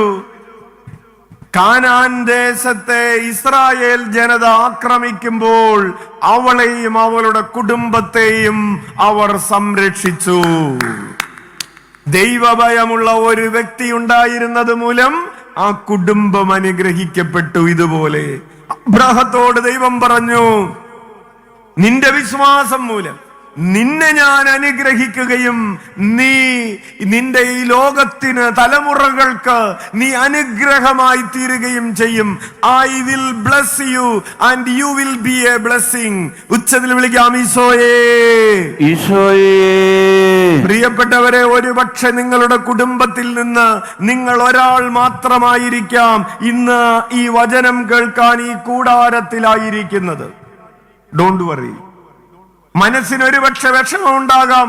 മക്കളെ വിളിച്ചിട്ട് വന്നില്ലല്ലോ, ഭർത്താവിനെ വിളിച്ചിട്ട് വന്നില്ലല്ലോ, അല്ലെങ്കിൽ ഭാര്യയെ വിളിച്ചിട്ട് വന്നില്ലല്ലോ, അല്ലെങ്കിൽ അയൽക്കാരെ വിളിച്ചിട്ട് വന്നില്ലല്ലോ. പേടിക്കണ്ട. നിങ്ങളിലൂടെ, ഇപ്പോൾ വചനം കേട്ടുകൊണ്ടിരിക്കുന്ന നിന്നിലൂടെ നിന്റെ കുടുംബം അനുഗ്രഹിക്കപ്പെടും. നിന്റെ സമീപവാസികൾ അനുഗ്രഹിക്കപ്പെടും. നീ ആയിരിക്കുന്ന ഇടവകയും ദേശവും രാജ്യവും ഈ പ്രപഞ്ചവും അനുഗ്രഹിക്കപ്പെടും. ഉച്ചത്തിൽ വിളിക്കാം ഈശോയേ, ഈശോയേ. സംഘമൊട്ടി വിളിക്കട്ടെ, ഈശോയേ. ഓരോ പ്രാവശ്യവും ഈശോയെ എന്ന് വിളിക്കുമ്പോൾ നമ്മുടെ നിരവധിയായ പാപങ്ങൾ ക്ഷമിക്കപ്പെടുകയാണെന്ന സങ്കീർത്തനം 25:11 അഭിഷേകത്തോടെ വിളിച്ചേ ഈശോയേ. യെസ്. അപ്പോൾ പ്രിയപ്പെട്ടവരെ, ദൈവഭയമുണ്ടെങ്കിൽ ലഭിക്കാൻ പോകുന്ന അനുഗ്രഹങ്ങളുടെ ഒരു ചെറിയ ഡോസാണ് അച്ഛൻ നിങ്ങളുമായിട്ട് പങ്കുവച്ചത്. നമുക്കൊരു പാട്ട് പാടിയതിന് ശേഷം, അങ്ങനെയാണെങ്കിൽ ദൈവഭയമുണ്ടാകാൻ അല്ലെങ്കിൽ ദൈവഭയമുള്ള ഒരു വ്യക്തിയാണ് ഞാനെന്ന് എങ്ങനെ മനസ്സിലാക്കും? എന്ത് ചെയ്താൽ, എങ്ങനെ ജീവിച്ചാൽ ഞാൻ യഥാർത്ഥത്തിൽ ദൈവഭയമുള്ള ഒരാളായി തീരും എന്നതാണ് ഇന്നത്തെ രണ്ടാമത്തെ സെഷനിൽ അച്ഛൻ നിങ്ങളുമായി പങ്കുവയ്ക്കാൻ പോകുന്നത്. Hallelujah, hallelujah. ഒന്നാമത്തെ സെഷൻ കഴിഞ്ഞു. ഹാപ്പിയാണോ? അല്ലേ? അതെ. Hallelujah, hallelujah. Price the Lord. Price the Lord. അച്ഛൻ ഇങ്ങനെ നല്ല ഉത്തരങ്ങളൊക്കെ പറയുന്നവർക്ക് സമ്മാനമൊക്കെ തരണമെന്ന് ആഗ്രഹമുണ്ട്. പക്ഷെ നിങ്ങൾ ഇത്രയും വലിയ സ്റ്റേജും ദൂരമൊക്കെ ഉള്ളതുകൊണ്ട് സമയമൊക്കെ പോകും. അതുകൊണ്ട് നിങ്ങൾക്ക് എല്ലാവർക്കും സമ്മാനം കിട്ടിയെന്ന് വിശ്വസിക്കുക. Price the Lord. നമുക്കൊന്ന് എഴുന്നേറ്റുക. നമുക്ക് അതിരുകൾ വിശാലമാകണമേ എന്ന് പറഞ്ഞൊരു പാട്ട്. അതിരുകൾ വിശാലമാകണം. റീസർവേ ഒക്കെ നടക്കുന്ന കാലമല്ലേ, അല്ലേ? അപ്പൊ നമുക്ക് എന്താ വേണ്ടത്? അതിരുകള് വിശാലമാകണം. ഇപ്പോൾ ഉള്ള അതിര് കുറയണോ കൂടണോ? അതിരുകൾ വിശാലമാകണമേ എന്ന് പറയുന്ന ഒരു പ്രാർത്ഥനയുണ്ട് പ്രിയപ്പെട്ടവരെ. 1 ദിനവൃത്താന്തം 4 ആ പ്രാർത്ഥന. ആരുടെ പ്രാർത്ഥനയാണത്? ദിനവൃത്താന്തം 4:10. 1 ദിനവൃത്താന്തം 4:10. അവൻ ഇസ്രായേലിന്റെ ദൈവത്തോട് പ്രാർത്ഥിച്ചു. അവൻ ഇസ്രായേലിന്റെ ദൈവത്തോട് പ്രാർത്ഥിച്ചു. ആര്? യാബസ്. യാബസിന്റെ പ്രാർത്ഥന കേട്ടിട്ടുണ്ടോ നിങ്ങള്? ഇല്ലേ? നിങ്ങൾ എഴുതി വെക്ക്. 1 ദിനവൃത്താന്തം 4:10. നല്ല സൂപ്പർ പ്രാർത്ഥനയാണ്. നിങ്ങളുടെ മാർക്കിന്റെ അതിരുകളില്ലേ? ഇപ്പൊ കിട്ടുന്നത് 95 ആണെങ്കിൽ അതിര് കുറച്ചും കൂടി മാറിയിട്ട് 98 ആവും. കഴിഞ്ഞ ദിവസം ഒരു സിസ്റ്ററിന്റെ ചെവിയിൽ ഈ ഭാഗത്തായിട്ട് വലിയൊരു മുഴയുണ്ടായിരുന്നു. അങ്ങനെ സിസ്റ്റർ ലക്നൌവിൽ വർക്ക് ചെയ്യുന്ന സിസ്റ്ററാണ്. സിസ്റ്റർ ഓപ്പറേഷൻ ചെയ്യുന്നതിന് വേണ്ടിയാണ് കേരളത്തിലേക്ക് വന്നത് തന്നെ. ഉർസലൈൻ സഭയിലുള്ള ഒരു സിസ്റ്ററാണ്. സിസ്റ്ററിന്റെ പേര് നമ്മളുടെ ലൂർദിൽ ബെർണഡിറ്റ എന്നാണ് സിസ്റ്ററിന്റെ പേര്. സിസ്റ്റർ വന്നു, പ്രാർത്ഥിച്ചു. പ്രിയപ്പെട്ട ഒരു സിസ്റ്ററിന് ചെവി കേൾക്കാൻ ബുദ്ധിമുട്ടുണ്ടായിരുന്നു. ചെവിയുമായി ബന്ധപ്പെട്ടുള്ള ഞരമ്പുകളുടെ ഭാഗത്ത് മുഴ വളർന്നിരുന്നത് കൊണ്ട് വേദന ഉണ്ടായിരുന്നു. അത് ഓപ്പറേഷൻ സർജറി ചെയ്യുന്നത് കോംപ്ലിക്കേഷൻ ആണ് എന്ന് പറഞ്ഞിരുന്നു. വന്നു പ്രാർത്ഥിച്ചു. അച്ഛനൊരു പ്രാർത്ഥന പറഞ്ഞു കൊടുത്തു. ചെവിക്ക് വേണ്ടിയിട്ട് ഈശോ പറഞ്ഞു തന്നിട്ടുള്ള ഒരു പ്രാർത്ഥനയാണ്. ചെവിയുമായി ബന്ധപ്പെട്ട് ബുദ്ധിമുട്ടുള്ളവർ ഈ പ്രാർത്ഥന എഴുതി വെച്ചു.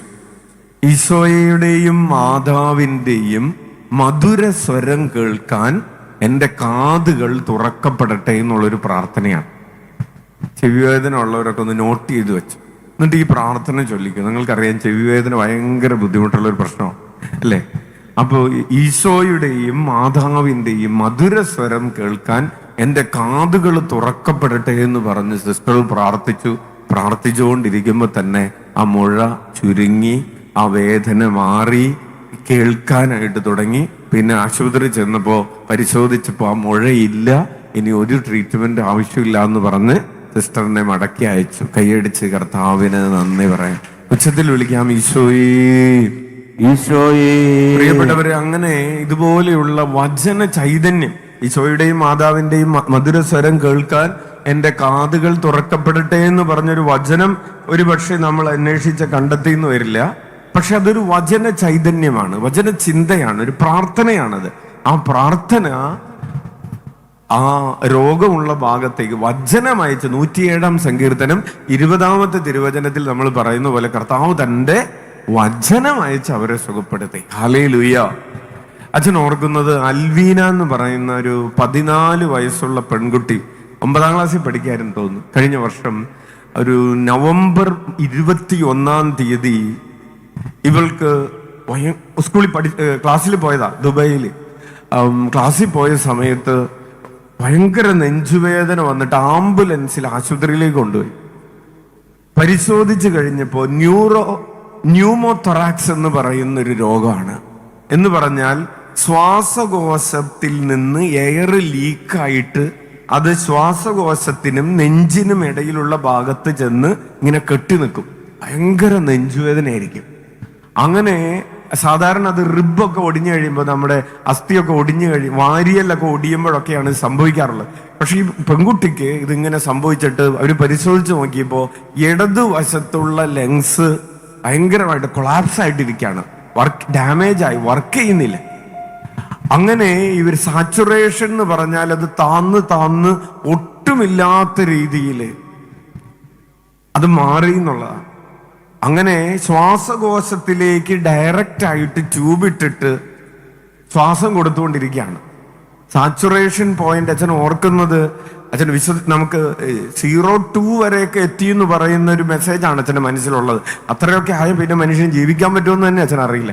പക്ഷേ ശ്വാസകോശത്തിലേക്ക് നേരിട്ട് ശ്വാസം ട്യൂബ്, മൂക്കിലൊന്നുമല്ല, ലങ്സിലേക്ക് നേരിട്ട് ട്യൂബ് ഇട്ടിരിക്കുക. അങ്ങനെ 21-ാം തീയതി വ്യാഴാഴ്ച, 21, 22, 23, 24 തിങ്കളാഴ്ച ഇവര് രാത്രി അച്ഛൻ്റെ ഫോണിലേക്ക് കുറേ പ്രാവശ്യം ഇങ്ങനെ ഫോൺ വന്നുകൊണ്ടിരിക്കുകയാണ്. അച്ഛൻ്റെ ഫോൺ എപ്പോഴും സൈലന്റ് ആണ്.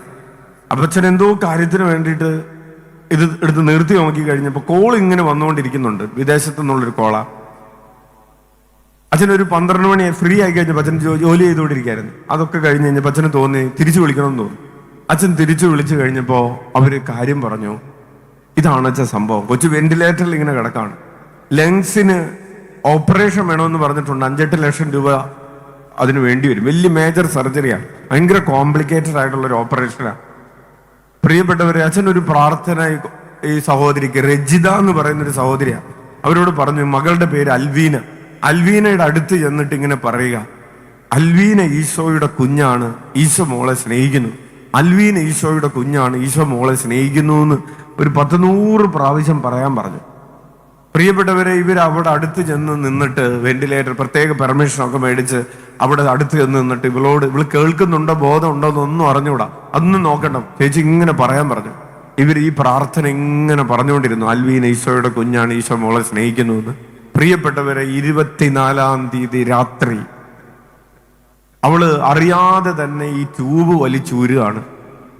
ഈ ട്യൂബ് വലിച്ചൂരിയിട്ടും സാച്ചുറേഷൻ കുറയുന്നില്ല. 25-ാം തീയതി കാലത്ത് അച്ഛന് വാട്സപ്പിൽ ഒരു മെസ്സേജ് വരികയാണ്, അച്ഛൻ രാത്രിയിൽ അവൾ അറിയാതെ തന്നെ ഈ ട്യൂബ് വലിച്ചൂരുകയും പക്ഷെ സാച്ചുറേഷൻ നോർമലായിട്ട് നിൽക്കുകയും ചെയ്തു. അന്നു മുതൽ അവൾ ഇങ്ങനെ സൗഖ്യം പ്രാപിക്കാൻ തുടങ്ങി. പ്രിയപ്പെട്ടവരെ, ചെയ്യണമെന്ന് പറഞ്ഞിരുന്ന ഓപ്പറേഷൻ ചെയ്യേണ്ടി വന്നില്ല. ശ്വാസകോശത്തിന്റെ ഉണ്ടായിരുന്ന ലീക്കേജ്, എയർ ലീക്ക് ചെയ്യുന്നത് കർത്താവിന്റെ നാമം വിളിച്ചപേക്ഷിച്ച് സുഖം പ്രാപിച്ചു. Hallelujah, hallelujah, hallelujah. ഹല്ലേലൂയ. ഉച്ചത്തിൽ വിളിക്കാം ഈശോയേ, ഈശോയേ. അതുകൊണ്ടാണ് വചനം പറയുന്നത്, ജനതകളുടെ ഇടയിൽ പറഞ്ഞു കേട്ടാൽ വിശ്വസിക്കാനാകാത്ത കാര്യങ്ങള് ഞാൻ നിങ്ങളുടെ ഇടയിൽ ചെയ്യുമെന്ന് പറയുന്നത്. അച്ഛന് മറ്റൊരു സാക്ഷ്യം കൂടെ പറഞ്ഞിട്ട് അച്ഛൻ വചനത്തിലേക്ക് മടങ്ങി പോവാം. അത് ഒരു അനുഷ എന്ന് പറയുന്ന ഒരു മകള് കഴിഞ്ഞ ഓഗസ്റ്റ് മാസം 13-ാം തീയതി ഉച്ചയ്ക്ക് ഒരു 2 മണിയൊക്കെ ആയപ്പോഴേക്കും അച്ഛനെ വിളിക്കാണ്. പ്രിയപ്പെട്ടവരെ, നിങ്ങൾ അച്ഛൻ്റെ നമ്പർ ഉണ്ടെങ്കിലും ദയവ് ചെയ്ത് വിളിക്കരുത്, അച്ഛൻ ഫോൺ എടുക്കില്ല. പക്ഷേ ഈ കോള് കണ്ടു കഴിഞ്ഞപ്പോൾ എന്തോ അച്ഛന് എടുക്കണമെന്ന് തോന്നി, എടുത്തു. പ്രിയപ്പെട്ടവരെ, അപ്പുറത്ത് നിന്ന് ഈ മകള് പറയാണ്, അച്ഛൻ ഞാൻ 37 ആഴ്ച പ്രഗ്നൻ്റാണ്. അപ്പൊ ഡോക്ടർ പറഞ്ഞിരിക്കുന്നത് ഒരു ഡേറ്റിന് ഒരു 6 ദിവസം കൂടെ ഉള്ളൂ. അപ്പൊ ഡെലിവറിക്ക് മുമ്പുള്ള ഏറ്റവും തൊട്ടടുത്ത് ഉള്ള ഒരു സ്കാൻ ചെയ്തപ്പോഴാണ് അവര് കണ്ടുപിടിക്കുന്നത് കൊച്ചിന്റെ തല ചെറുതാണ്. മൈക്രോസെഫാലി എന്ന് പറയുന്ന രോഗമാണ്. ശരീരത്തിന് 37 ആഴ്ചയുടെ വളർച്ചയുണ്ട്, പക്ഷെ തലയ്ക്ക് വലിപ്പമില്ല. ഏകദേശം 20 ആഴ്ചയുടെ വലിപ്പമുള്ളൂ. പ്രിയപ്പെട്ടവരെ, ഇനി കുഞ്ഞ് ജനിക്കുമ്പോ ഈ മൈക്രോസെഫാലി എന്ന് പറയുന്ന രോഗത്തിന് മരുന്നില്ല. തല ചെറുതായിട്ടുള്ള കുഞ്ഞിന്റെ തല വലുതാക്കാനുള്ള മരുന്നുമില്ല, ഓപ്പറേഷനും ഇല്ല. പിന്നെ ഈ കുഞ്ഞ് മരിക്കുന്നത് വരെ ആ ഒരു പൂർണ്ണതയില്ലാത്ത അല്ലെങ്കിൽ രോഗാവസ്ഥയിലായിട്ടുള്ള ഈ കുഞ്ഞിനെ ആയിട്ട് ഇങ്ങനെ ജീവിക്കുക എന്നുള്ളത് മാത്രമാണ് ഓപ്ഷൻ. താൻ ജന്മം കൊടുക്കാൻ പോകുന്ന കുഞ്ഞ് ഇപ്രകാരമുള്ള ഒരു കുഞ്ഞായിരിക്കും എന്ന ഒരു ചിന്തയില്, ആ വേദനയില്, ഭാരത്തിൽ നിന്നിട്ടാണ് ഈ മകള് വിളിക്കുന്നത്. പ്രിയപ്പെട്ടവര്, ഡോക്ടർമാര് ഇവര് ചോദിച്ചു, നിങ്ങൾ കഴിഞ്ഞ റിപ്പോർട്ടിലൊന്നും ശ്രദ്ധിച്ചില്ലേ? ആരാ സ്കാൻ ചെയ്ത്, എവിടെ സ്കാൻ ചെയ്ത്? ഇവര് പിന്നെയും സ്കാൻ ചെയ്തു. 2ാമത്തെ സ്കാനിങ്ങിൽ സെയിം റിപ്പോർട്ടാണ്. അപ്പൊ ഡോക്ടർ പറഞ്ഞു, ഇത് നേരത്തെ കണ്ടുപിടിച്ചിരുന്നെങ്കിൽ എന്തെങ്കിലും ചെയ്യായിരുന്നു. എന്ത് ചെയ്യുമായിരുന്നു? പറ. നിങ്ങൾക്കറിയാം, നേരത്തെ കണ്ടുപിടിച്ചിരുന്നെങ്കിൽ തല ശരിയാക്കി തരാമെന്നായിരുന്നല്ലോ ഉദ്ദേശിച്ചത്. അപ്പോ ഭാഗ്യത്തിന് നേരത്തെ കണ്ടുപിടിച്ചില്ല. പ്രിയപ്പെട്ടവരെ, അച്ഛനൊരു പ്രാർത്ഥന പറഞ്ഞു കൊടുത്തു. ഉദരത്തിലുള്ളത് ഈശോയുടെ കുഞ്ഞാണ്, ഈശോ കുഞ്ഞിനെ സ്നേഹിക്കുന്നു. സാധാരണ പറയാറുള്ള ഒരു 500 പ്രാവശ്യമൊക്കെ പറയാനാണ് പറയാറുള്ളത്. ഇവളോട് പറഞ്ഞു, നീ എണ്ണൊന്നും എടുക്കണ്ട, ശ്വാസം ഉള്ളത്രയും പ്രാവശ്യം നീ ഒരു കൊന്ത കൈ പിടിച്ചിട്ട് പൊക്കിളിന്റെ അവിടെ വെച്ചിട്ട് മോൾ ഈ പ്രാർത്ഥന ചൊല്ല്. ഉദരത്തിലുള്ളത് ഈശോയുടെ കുഞ്ഞാണ്, ഈശോ കുഞ്ഞിനെ സ്നേഹിക്കുന്നു എന്ന് ചൊല്ലാൻ പറഞ്ഞു. പ്രിയപ്പെട്ടവരെ, 6 ദിവസം കയ്യിലുണ്ട്. ഇവള് മുടങ്ങാതെ ഓരോ ശ്വാസത്തിൽ ഈ പ്രാർത്ഥന ചൊല്ലിക്കൊണ്ടിരിക്കുകയാണ്. ഓഗസ്റ്റ് മാസം 19-ാം തീയതി കുഞ്ഞ് ജനിച്ചു. ഈ കുഞ്ഞിനെയുമായിട്ട് ഡോക്ടർ തന്നെയാണ് ഇവളുടെ അടുത്തേക്ക് ചെല്ലുന്നത്. അപ്പൊ അവൾക്ക് കണ്ണു തുറക്കാൻ പേടി. ഡോക്ടർ അവളോട് പറഞ്ഞു, അനുഷ, ഈശോ നിനക്ക് ഒരു വൈകല്യവുമില്ലാത്ത ഒരു കുഞ്ഞിനെ നൽകിയിരിക്കുന്നു. ഈ അത്ഭുതം എങ്ങനെ സംഭവിച്ചെന്ന് ഞങ്ങൾക്ക് ഒരു വ്യാഖ്യാനവുമില്ല. കർത്താവ് വലിയവനാണ്. ഉച്ചത്തിൽ വിളിക്കാം, ഈശോയേ, ഈശോയേ. പ്രിയപ്പെട്ടവരെ, ഒരു മെഡിക്കൽ സയൻസിനും ഒരു മനുഷ്യനും ഇത് എന്താണെന്ന് വ്യാഖ്യാനിക്കാൻ പറ്റില്ല. കാരണം അത് കർത്താവിന്റെ പ്രവൃത്തിയാണ്. കർത്താവിന്റെ കരം നിന്റെ കൂടെ ഉണ്ടാവുകയും നിന്നെ വിപത്തുകളിൽ നിന്ന് രക്ഷിക്കുകയും ചെയ്യട്ടെ. നമ്മൾ കർത്താവിന്റെ നാമം വിളിച്ചപേക്ഷിക്കുമ്പോൾ ഇതിനപ്പുറമുള്ള കാര്യങ്ങള്, നമ്മുടെ ചിന്തകളെയും ധാരണകളെയും അതിലംഘിക്കുന്ന കാര്യങ്ങള് കർത്താവ് ചെയ്യും. അത് കാണാൻ നമുക്ക്, പ്രിയപ്പെട്ടവരെ, കണ്ണിന് ഭാഗ്യം ഉണ്ടാവും. അത് കേൾക്കാൻ നമ്മുടെ കാതുകൾക്ക് ഭാഗ്യം ഉണ്ടാവും. Hallelujah, hallelujah, hallelujah, hallelujah, hallelujah. Hallelujah. മറ്റൊരു സാക്ഷ്യം കൂടി അച്ഛൻ പറയാം. നോർസ് വൈറസ് എന്ന് പറയുന്ന ഒരു അപൂർവ രോഗമുണ്ട്. എന്ന് പറഞ്ഞാൽ ഫിക്സ് വരുന്നു. ഫിക്സ് വരുമ്പോ 10 മിനിറ്റ് 15 മിനിറ്റ് ഒക്കെ എങ്ങനെ നീണ്ടു വെക്കും. ഒരു ചെറിയ ഇടവേളയ്ക്ക് ശേഷം വീണ്ടും ഫിക്സ് വരും. അങ്ങനെ വരുന്ന ഒരു രോഗമാണ് നോർസ് വൈറസ് എന്ന് പറയുന്ന ഒരു രോഗം. ഒരു ദിവസം ഒരു സഹോദരി അച്ഛൻ്റെ ഫോണിലേക്ക് മെസ്സേജ് അയച്ചിരിക്കുകയാണ്. അവരുടെ മകൻ, അവർ UK-യിലുള്ള കുടുംബമാണ്. ഈ രോഗം വന്ന് പെട്ടെന്ന് അവര് UK-യിൽ നിന്ന് നാട്ടിൽ വന്ന് കൊച്ചിനെ വെന്റിലേറ്ററിൽ കിടത്തിയിരിക്കുകയാണ്. 5 വയസ്സ് റൂബൻ എന്ന് പേരുള്ള മകൻ കണ്ണൂർ മിംസ് ആശുപത്രിയിൽ അഡ്മിറ്റഡ് ആണ്. പ്രിയപ്പെട്ടവരെ, അച്ഛൻ അവരോട് അച്ഛൻ അവരെ തിരിച്ചു വിളിച്ചു. കാരണം ഈ രോഗം വന്നാൽ ഒരു 85% പേരും റിക്കവറി ഇല്ല, അതിൽ നിന്ന് അതിജീവിക്കില്ല, മരണമാണ്.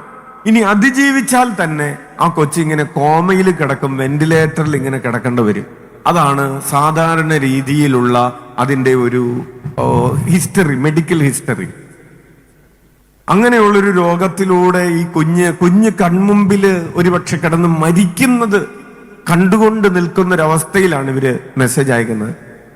റൂബന് വേണ്ടിയിട്ട് അച്ഛൻ പറഞ്ഞു, ഒരു കാര്യം ചെയ്യ് സഹോദരി, റൂബന്റെ അടുത്ത് നിന്നിട്ട് അവരനുവദിക്കുന്ന അത്രയും സമയം അവന്റെ അടുത്ത് നിന്നിട്ട് ഇങ്ങനെ അവന്റെ കാതിൽ പറയുക, റൂബൻ ഈശോയുടെ കുഞ്ഞാണ്, ഈശോ മോനെ സ്നേഹിക്കുന്നു.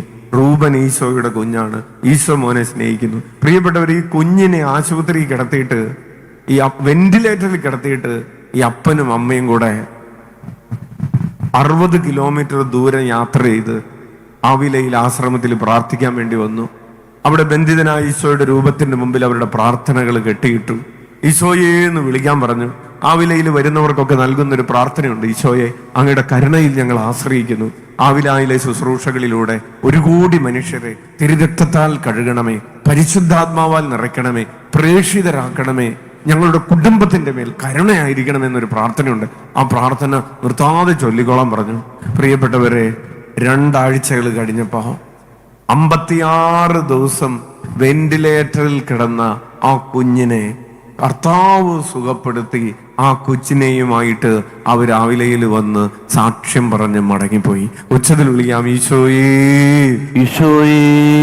ഈ രോഗത്തിന്റെ ഒരു ലക്ഷണവും ഇല്ലാത്തൊരു കുഞ്ഞായിട്ട് ഓടിച്ചാടി അച്ഛൻ്റെ മടിയിലൊക്കെ ഇരുന്ന് കുറെ നേരം വർത്തമാനമൊക്കെ പറഞ്ഞ് മിടുക്കനായിട്ട് സാക്ഷ്യമൊക്കെ പറഞ്ഞ് യൂട്യൂബിൽ സാക്ഷ്യം കിടക്കുന്നുണ്ട്.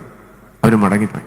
കർത്താവിന്റെ നാമം വിളിച്ചപേക്ഷിക്കുകയും വചനം പറഞ്ഞ് പ്രാർത്ഥിക്കുകയും വചന ചിന്തകൾ നമ്മുടെ മനസ്സിൽ ഒരു മന്ത്രമാക്കുകയൊക്കെ ചെയ്യുമ്പോൾ ഉണ്ടല്ലോ, അത്ഭുതങ്ങൾ സംഭവിക്കും, അടയാളങ്ങൾ സംഭവിക്കും. നമ്മുടെ എല്ലാ മേഖലകളും അനുഗ്രഹിക്കപ്പെടും. കർത്താവിന്റെ മുമ്പിൽ തുറന്നു വെക്കാത്തതായിട്ട് ഒന്നും ഉണ്ടാകട്ടാതിരിക്കട്ടെ. ഫൗസ്റ്റീന പുണ്യവതിയോട് ഈശോ പ്രത്യക്ഷപ്പെട്ടപ്പോൾ ഏകദേശം 14 പ്രാവശ്യമാണ് ഈശോ ഫൗസ്റ്റീന പുണ്യവതിക്ക് പ്രത്യക്ഷപ്പെട്ടതായിട്ട് അവരുടെ ഡയറിയിൽ നിന്ന് നമുക്ക് മനസ്സിലാവുന്നു. ഓരോ പ്രാവശ്യം പ്രത്യക്ഷപ്പെട്ട സമയത്ത് ഈശോ അവളോട് പറഞ്ഞൊരു കാര്യമുണ്ട്. അതിതാണ്, നിന്റെ ഹൃദയത്തിന്റെ ഒരു കോണും അടച്ചു വെക്കാതെ നിന്റെ ബലഹീനതകൾ, നിന്റെ കുറവുകൾ, നിന്റെ പാപങ്ങൾ, നിന്റെ വീഴ്ചകൾ, നിന്റെ സങ്കടങ്ങൾ, നിന്റെ ആകുലതകൾ, നിന്റെ അസ്വസ്ഥതകൾ, നിന്റെ ഭയവിഹലതകൾ എല്ലാം എൻ്റെ മുമ്പിൽ ഇങ്ങനെ തുറന്നു വയ്ക്കാൻ. എനിക്ക് ഇടപെടാൻ കഴിയാത്തതായി നിന്റെ ജീവിതത്തിൽ ഒന്നുമില്ല. നീ തുറന്നു വെച്ചാൽ മാത്രം മതി, ഞാൻ അങ്ങോട്ട് കടന്നു വരും. ഈശോ വചനത്തിലൂടെ പറയുന്നുണ്ടല്ലോ, നിന്റെ ഹൃദയ കവാടത്തിൽ ഞാൻ മുട്ടുകയാണ്. നീ എനിക്ക് വേണ്ടി തുറന്നു തന്ന, ആരെങ്കിലും എനിക്ക് വേണ്ടി തന്റെ ഹൃദയം തുറന്നു തന്ന, ഞാൻ അവനോടുകൂടെ അകത്ത് പ്രവേശിക്കുകയും ഭക്ഷണം കഴിക്കുകയും ചെയ്യും എന്ന് പറഞ്ഞാൽ നമ്മൾ ഒന്നായി തീരുമെന്നാണ് അതിന്റെ അർത്ഥം. ഉച്ചത്തിൽ വിളിക്കാം, ഈശോയേ ഈശോയേ ഈശോയേ ഈശോയേ. പ്രിയപ്പെട്ടവരെ, ഇത്രയും പറഞ്ഞിട്ട് അച്ഛൻ നമ്മൾ 34-ാം സങ്കീർത്തനത്തിലേക്ക് മടങ്ങി പോവാണ്. 34-ാം സങ്കീർത്തനത്തില് ദൈവഭയമുള്ളവരുടെ 12 സ്വഭാവങ്ങൾ അച്ഛൻ പറഞ്ഞു. അതിൽ 1-2 പറഞ്ഞിട്ട് നമ്മൾ ഇന്നത്തെ സമാപന ആരാധനയിലേക്ക് പ്രവേശിക്കും. ബാക്കി അച്ഛൻ നാളെ പറയാം. Hallelujah hallelujah hallelujah. അപ്പൊ 2 പറഞ്ഞിട്ട് നമുക്ക് സ്നേഹസമർപ്പണം. നിങ്ങൾ അവരോട് അച്ഛൻ ഇന്നലെ പറഞ്ഞായിരുന്നു, സ്നേഹസമർപ്പണത്തിന്റെ കൂടെ നിങ്ങളുടെ പ്രാർത്ഥനാ നിയോഗങ്ങൾ എഴുതി നിങ്ങളൊരു കവറിലൊക്കെ ആക്കി കൊണ്ടുവന്നു കഴിഞ്ഞാൽ സ്നേഹസമർപ്പണം നടത്തുന്ന സമയത്ത് നിങ്ങൾക്ക് ആ നിയോഗങ്ങൾ ഇടാൻ സാധിക്കും. ആ നിയോഗങ്ങൾ പ്രത്യേകമായിട്ട് എടുത്ത് ഇവിടെ മധ്യസ്ഥ പ്രാർത്ഥനയിലൊക്കെ പ്രാർത്ഥിക്കുന്നതാണ്. അതുപോലെ നാളെ 9 മണി മുതൽ അച്ഛൻ CRCയിൽ ഉണ്ടാവും. കാണാനായിട്ട് ആഗ്രഹിക്കുന്നവർക്ക് 9 മണിക്ക് മുമ്പ് തന്നെ ഇവിടെ വന്ന് താഴത്തെ മരിയൻ ചാപ്പലിൽ ഇരിക്കുക. അപ്പോൾ വരുമ്പോൾ നിങ്ങൾക്ക് ടോക്കൺ കിട്ടും. അപ്പോൾ വന്നതിന് ശേഷം നമ്മൾ ഒരുമിച്ച് പ്രാർത്ഥിക്കും. പ്രാർത്ഥിച്ചതിന് ശേഷമായിരിക്കും അച്ഛൻ മുറിയിൽ കാണുന്നത്. അപ്പം അച്ഛൻ പ്രാർത്ഥിക്കാൻ തുടങ്ങുന്നതിന് മുമ്പ് കാണാനായിട്ട് ആഗ്രഹമുള്ളവര് 9 മണിക്ക് മുമ്പ് എത്തണം. പ്രീശലോ.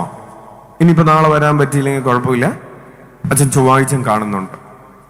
അപ്പോൾ ആ സമയത്താണെങ്കിലും കുഴപ്പമില്ല. പക്ഷെ വരുന്ന ദിവസം നിങ്ങൾ നേരത്തെ വന്ന് ഒരുങ്ങി ഇവിടെ വരുമ്പോൾ ഒരു 10 മണിക്കൂറെങ്കിലും, അല്ലെങ്കിൽ കൺവെൻഷൻ നടക്കായതുകൊണ്ട് ഒരു റിഡക്ഷൻ, ഒരു 5 മണിക്കൂറെങ്കിലും പള്ളിയിൽ ഇരുന്ന് പ്രാർത്ഥിക്കാൻ ഒരുങ്ങിയിട്ട് വേണം വരാൻ. ഈശോയുടെ അടുത്ത് ഇരിക്കുമ്പോഴാണ്, തന്നെ കാത്തിരിക്കുന്നവർക്ക് വേണ്ടിയാണ് കർത്താവ് അധ്വാനിക്കുന്നതെന്നാണ് വചനം പറയുന്നത്. കർത്താവിന് വേണ്ടി കാത്തിരിക്കുമ്പോൾ കർത്താവ് അധ്വാനിക്കും. Hallelujah, hallelujah. ഹല്ലേലൂയ. അപ്പോൾ പ്രിയപ്പെട്ടവരെ, ദൈവഭയമുള്ളവരുടെ സ്വഭാവ രീതികളുടെ പ്രഭാഷണം അച്ഛൻ ആരംഭിക്കുകയാണ്. ഒന്ന്, ഇതെല്ലാം ഈ 12 കാര്യങ്ങളും 34 സങ്കീർത്തനത്തിൽ നിന്നാണ് നമ്മൾ പിക്ക് ചെയ്യുന്നത്. അപ്പോൾ ഒന്നാമതായി ദൈവഭയമുള്ളവർ ആരാണ് എന്ന് ചോദിച്ചാൽ അതിന്റെ ഉത്തരം അവർ കർത്താവിനെ മഹത്വപ്പെടുത്തുന്നവരാണ് എന്നാണ്. ആരാണ് ദൈവഭയമുള്ളവര്? കർത്താവിനെ മഹത്വപ്പെടുത്തുന്നവർ. അതിന്റെ വചനം നമുക്ക് വായിക്കാം. 34 സങ്കീർത്തനം 1-ാമത്തെ തിരുവചനം. കർത്താവിനെ ഞാൻ എന്നും പുകഴ്ത്തും. കർത്താവിനെ ഞാൻ എന്നും പുകഴ്ത്തും. അവിടുത്തെ സ്തുതികൾ എപ്പോഴും എന്റെ അധരങ്ങളിൽ ഉണ്ടായിരിക്കും. അവിടുത്തെ സ്തുതികൾ എപ്പോഴും എന്റെ അധരങ്ങളിൽ ഉണ്ടായിരിക്കും. വലതുകരം ഒരു വീശിക്കൊണ്ടെന്ന് പറഞ്ഞേ, കർത്താവിനെ ഞാൻ എന്നും പുകഴ്ത്തും, എന്നും പുകഴ്ത്തും. അവിടുത്തെ സ്തുതികൾ എപ്പോഴും എന്റെ അധരങ്ങളിൽ ഉണ്ടായിരിക്കും. നമ്മുടെ അധരത്തിൽ എപ്പോഴും ആരുടെ സ്തുതിയാണുള്ളത്? കർത്താവിനെ സ്തുതിക്കണം. ഹല്ലേലൂയ, സ്തുതിക്കുന്നു ഈശോയെ, ഈശോയെ എന്ന് യേശുനാമം അധരത്തിൽ ഉണ്ടാകണം. Price the Lord. നമുക്ക് തുടർച്ചയായി പ്രാർത്ഥിക്കാൻ വചനം പറയുന്നുണ്ടല്ലോ, നിരന്തരം പ്രാർത്ഥിക്കുന്നു. നിരന്തരം പ്രാർത്ഥിക്കാനുള്ള ഒരു മാധ്യമമാണ്, ഒരു മാർഗമാണ് യേശുനാമ ജപമെന്ന് കത്തോലിക്ക സഭയുടെ മതബോധന ഗ്രന്ഥം നമ്മെ പഠിപ്പിക്കുന്നുണ്ട്. നിരന്തരം പ്രാർത്ഥിക്കാൻ സ്വർഗം നമുക്ക് തന്നിട്ടുള്ള സമ്മാനമാണ് യേശുനാമം. പ്രിയപ്പെട്ടവരെ, അതുകൊണ്ട് അതിന്റെ ആശ്രമത്തിൽ എല്ലാ ദിവസവും 1000 പ്രാവശ്യം ഈശോയെ എന്ന് വിളിക്കുന്ന ഒരു ശുശ്രൂഷ ഉണ്ട്. സഹസ്രനാമ ജപ ശുശ്രൂഷ 8:30 മുതൽ 9 മണി വരെയാണ് അതിന്റെ സമയം. അപ്പൊ ഞങ്ങൾ ഇങ്ങനെ ആലപിച്ചുകൊണ്ടിരിക്കും, യേശുവേ യേശു എന്ന് പാടി, യേശുവേ യേശു, യേശുവേ യേശു, യേശുവേ യേശു, യേശുവേ യേശു, യേശുവേ യേശുവേ യേശു, യേശുവേ. അപ്പൊ എല്ലാ ദിവസവും ഒരു 10-100 പേര് രാത്രി 8:30 ദേവാലയത്തിലുണ്ടാവും. അപ്പൊ എന്തിനു വേണ്ടിയിട്ടാണ്? ഈശോയുടെ തിരുമുഖം കണ്ടിട്ട്, ദിവ്യകാരുണ്യത്തിലുള്ള ഈശോയുടെ തിരുമുഖം കണ്ട് യേശുനാമം വിളിച്ച് പ്രാർത്ഥിക്കാൻ വേണ്ടിയിട്ട് വരുന്നവരാണ്. അപ്പൊ പ്രിയപ്പെട്ടവരെ, എപ്പോഴും കർത്താവിന്റെ മഹത്വം നമ്മുടെ അധരത്തിൽ ഉണ്ടാകട്ടെ. കർത്താവിന്റെ മഹത്വത്തിന് വേണ്ടി ജീവിക്കാൻ വേണ്ടിയാണ് ദൈവം നമ്മെ സൃഷ്ടിച്ചിരിക്കുന്നത്. Praise the lord. എന്തിനു വേണ്ടിയാണ് ദൈവം നമ്മെ സൃഷ്ടിച്ചിരിക്കുന്നത്? ദൈവമഹത്വത്തിന് വേണ്ടി ജീവിക്കാൻ. അതുകൊണ്ടാണ് പൗലോസ് 1 കൊറിന്തോസ് 10:31 ഇങ്ങനെ പറയുന്നത്. അതിനെടുത്ത് വായിക്കാം. 1 കൊറിന്തോസ് 10:31 വായിച്ചേ. നമ്മൾ എന്തിനാ ഭക്ഷണം കഴിക്കുന്നത്? മക്കളെ, എന്തിനാ ഭക്ഷണം കഴിക്കുന്നത്? വയറ് നിറയാൻ അല്ലേ? വിശപ്പ് മാറാൻ അല്ലേ? എന്തിനാ വെള്ളം കുടിക്കുന്നത്? ദാഹം മാറാൻ അല്ലേ? എന്തിനാ കല്യാണം കഴിക്കുന്നത്? എന്തിനാണ് വീട് പണിയുന്നത്? അതിന്റെ ഒക്കെ ഒരു ഉത്തരം അച്ഛൻ പറഞ്ഞു തരാം. എന്തിനാ ജോലി ചെയ്യുന്നത്? കാശ് കിട്ടാനല്ലേ? എന്തിനാ പഠിക്കുന്നത്? മാർക്ക് കിട്ടാൻ. പക്ഷെ വേറൊരു ഉത്തരവുണ്ട്, വായിക്കാം. 1 കൊറിന്തോസ് 10:31. അതിനാൽ നിങ്ങൾ ഭക്ഷിക്കുകയോ പാനം ചെയ്യുകയോ മറ്റെന്തെങ്കിലും പ്രവർത്തിക്കുകയോ എന്ന് പറഞ്ഞാൽ പഠിക്കുകയോ ജോലി ചെയ്യുകയോ മക്കളെ വളർത്തുകയോ വേറെന്ത് കൃഷി ചെയ്യുകയോ ബിസിനസ് ചെയ്യുകയോ യാത്ര ചെയ്യുകയോ മറ്റെന്തെങ്കിലും ചെയ്യുകയോ ചെയ്യുമ്പോ അവയെല്ലാം ദൈവമഹത്വത്തിനായി ചെയ്യുവിൻ. കൈയടിച്ച് നന്ദി പറയാം. ഉച്ചത്തിൽ വിളിക്കാം, ഈശോയേ ഈശോയേ ഈശോയേ ഈശോയേ. അപ്പൊ നമുക്ക് ആ വചനം ഒന്നെടുത്ത് വായിക്കാം. 1 കൊറിന്തോസ് 10:31. 1 കൊറിന്തോസ് 10:31. അതിനാൽ വലതുകരം എടുത്ത് വീശിക്കൊണ്ട് പറഞ്ഞേ, അതിനാൽ നിങ്ങൾ ഭക്ഷിക്കുകയോ പാനം ചെയ്യുകയോ മറ്റെന്തെങ്കിലും പ്രവർത്തിക്കുകയോ ചെയ്യുമ്പോൾ അവയെല്ലാം ദൈവമഹത്വത്തിനായി ചെയ്യുവിൻ. പ്രിയപ്പെട്ടവരെ, എല്ലാവരും ഭക്ഷിക്കുന്നുണ്ട്. എല്ലാവരും പാനം ചെയ്യുന്നുണ്ട്, എല്ലാവരും ജോലി ചെയ്യുന്നുണ്ട്, എല്ലാവരും കുടുംബത്തിൽ ജീവിക്കുന്നുണ്ട്. പക്ഷേ ഇതിലാരാണ് ദൈവഭയമുള്ള ആള്? എല്ലാവരും ചെയ്യുന്നുണ്ടല്ലോ. ഈ കാര്യങ്ങൾ ചെയ്യുമ്പോൾ അതെല്ലാം ദൈവമഹത്വത്തിന് വേണ്ടി ചെയ്യുന്ന ആളെയാണ് ദൈവഭയമുള്ള ആളെന്ന് വിളിക്കുന്നത്. വ്യത്യാസം മനസ്സിലായോ? എല്ലാവരും പഠിക്കുന്നുണ്ട്, പക്ഷെ എല്ലാവരും പഠിക്കുന്നത് ദൈവത്തെ മഹത്വപ്പെടുത്താൻ വേണ്ടിയാണോ? അല്ല. എല്ലാവരും ജോലി ചെയ്യുന്നുണ്ട്, പക്ഷെ എല്ലാവരും ജോലി ചെയ്യുന്നത് ദൈവത്തെ മഹത്വപ്പെടുത്താൻ വേണ്ടിയാണോ? അല്ല. എല്ലാവരും ഭക്ഷണം കഴിക്കുന്നുണ്ട്, നിങ്ങൾ പറഞ്ഞ പോലെ നമ്മൾ ഭക്ഷണം കഴിക്കുന്നത് സന്തോഷം ഉണ്ടാവാനൊക്കെ വേണ്ടിയാണ്. പക്ഷേ ചില ആളുകള് ഇതൊക്കെ ചെയ്യുന്നത് ദൈവത്തെ മഹത്വപ്പെടുത്താൻ വേണ്ടിയാണ്. പ്രിയപ്പെട്ടവരെ, ഈശോ തന്റെ ഈ ലോകത്തിലുള്ള ജീവിതത്തെ മുഴുവൻ സംഗ്രഹിച്ചുകൊണ്ട് ഈശോ ഈ ഭൂമിയിൽ ചെയ്ത എല്ലാ കാര്യങ്ങളെയും കുറിച്ച് ഈശോ പറയുകയാണ്. യോഹന്നാന്റെ സുവിശേഷം 17-ാം അധ്യായം 4-ാമത്തെ തിരുവചനം എടുത്തേ. യോഹന്നാൻ 17:4. അവിടുന്ന് എന്നെ ഏൽപ്പിച്ച ജോലി പൂർത്തിയാക്കിക്കൊണ്ട് ഭൂമിയിൽ അവിടുത്തെ ഞാൻ മഹത്വപ്പെടുത്തി. വലതുകരം ഉയർത്തി വീശിക്കൊണ്ടെന്ന് പറഞ്ഞ്, അവിടുന്ന് എന്നെ ഏൽപ്പിച്ച ജോലികൾ പൂർത്തിയാക്കിക്കൊണ്ട് ഞാൻ അവിടുത്തെ മഹത്വപ്പെടുത്തി. പ്രിയപ്പെട്ടവരെ, ഈശോ അന്ധന് കാഴ്ച കൊടുത്തത് എന്തിനു വേണ്ടിയാണ്? എന്തിനാ ഈശോ അന്ധന് കാഴ്ച കൊടുത്തത്? അയാൾക്ക് കാണാൻ അല്ല. ഈശോ അന്ധന് കാഴ്ച കൊടുത്തത് ദൈവത്തെ മഹത്വപ്പെടുത്താൻ വേണ്ടിയാണ്. ഈശോ എന്തിനാ കടലിന് മീതെ നടന്നത്? എല്ലാവരും അറിയട്ടെ, എന്റെ കഴിവ് എന്താണെന്ന് എല്ലാവരും അറിയട്ടെ എന്ന് വിചാരിച്ചിട്ടല്ല, ദൈവത്തെ മഹത്വപ്പെടുത്താൻ വേണ്ടിയാ. ഈശോ എന്തിനാണ് കാറ്റിനെയും കടലിനെയും ശാന്തമാക്കിയത്? ദൈവത്തെ മഹത്വപ്പെടുത്താൻ വേണ്ടിയാണ്. ഈശോ എന്തിനാണ് 5 അപ്പം വർദ്ധിപ്പിച്ച് 5000 കൊടുത്തത്? ദൈവത്തെ മഹത്വപ്പെടുത്താൻ വേണ്ടിയാണ്. ഈശോ എന്തിനാണ് ജെറോസിന്റെ മകളെയും നയൻ പട്ടണത്തിലെ വിധവയുടെ മകനെയും ലാസറിനെയും ഉയർപ്പിച്ചത്? ദൈവത്തെ മഹത്വപ്പെടുത്താൻ വേണ്ടിയാണ്. ഈശോ എന്തിനാ വചനം പ്രഘോഷിച്ചത്? ഈശോ എന്തിനാ അത്ഭുതങ്ങൾ നടത്തിയത്? ഈശോ എന്തിനാ ദിവ്യകാരുണ്യം സ്ഥാപിച്ചത്? ഈശോ എന്തിനാണ് കുരിശ് വഹിച്ചത്, കുരിശിൽ മരിച്ചത്, ഉയർത്തെഴുന്നേറ്റത്? ദൈവത്തെ, പിതാവായ ദൈവത്തെ ഈ ഭൂമിയിൽ മഹത്വപ്പെടുത്താൻ വേണ്ടിയാണ്. അതുകൊണ്ടാണ് ഈശോ പറയുന്നത്, പിതാവേ, ഈ ഭൂമിയിൽ അങ്ങ് എന്നെ ഏൽപ്പിച്ച ജോലി പൂർത്തിയാക്കിക്കൊണ്ട് ഞാൻ അങ്ങയെ മഹത്വപ്പെടുത്തിയെന്ന് കൈയടിച്ച് കർത്താവിന് നന്ദി പറയാം. അപ്പോൾ നമ്മൾ ദൈവഭയമുള്ളവരാണോ അല്ലയോ എന്ന് പരിശോധിക്കുന്നതിനുള്ള മാനദണ്ഡം നമ്മൾ എത്രമാത്രം നമ്മുടെ അനുദിന ജീവിതത്തിലെ കാര്യങ്ങൾ ദൈവത്തെ മഹത്വപ്പെടുത്തുന്നതിന് വേണ്ടി ഉപയോഗിക്കുന്നുണ്ട് എന്നുള്ളതാണ്. Hallelujah, hallelujah. അതുകൊണ്ടാണ് പ്രിയപ്പെട്ടവരെ, കർമ്മലീത്ത സഭയിലെ കുരിശിന്റെ വിശുദ്ധ യോഹന്നാൻ അമ്മ ത്രേസ്യയോട് ചേർന്ന് OCD നിഷ്പാദക കർമ്മലീത്ത സഭ സ്ഥാപിക്കുന്നതിന് നേതൃത്വം കൊടുത്ത കുരിശിന്റെ വിശുദ്ധ യോഹന്നാൻ ഇങ്ങനെ പറഞ്ഞു, ദൈവമഹത്വത്തിന് വേണ്ടി കാണാനല്ലെങ്കിൽ ഞാൻ ഒന്നും കാണാതിരിക്കട്ടെ എന്ന് പറഞ്ഞാൽ, ഞാൻ കാണുന്നതെല്ലാം ദൈവമഹത്വത്തിന് വേണ്ടിയായിരിക്കട്ടെ. നമ്മൾ കാണുന്നതൊക്കെ എന്തിനു വേണ്ടിയാണെന്നാവോ? അല്ലേ? നമ്മൾ പലതും കാണാറില്ലേ? ഫോണിലാണെങ്കിലും TV-യിലാണെങ്കിലും നാട്ടിൽ നടക്കുമ്പോഴാണെങ്കിലും പലതും കാണുന്നുണ്ട്. ദൈവമഹത്വത്തിന് വേണ്ടിയാണോ ആവോ? Hallelujah, hallelujah.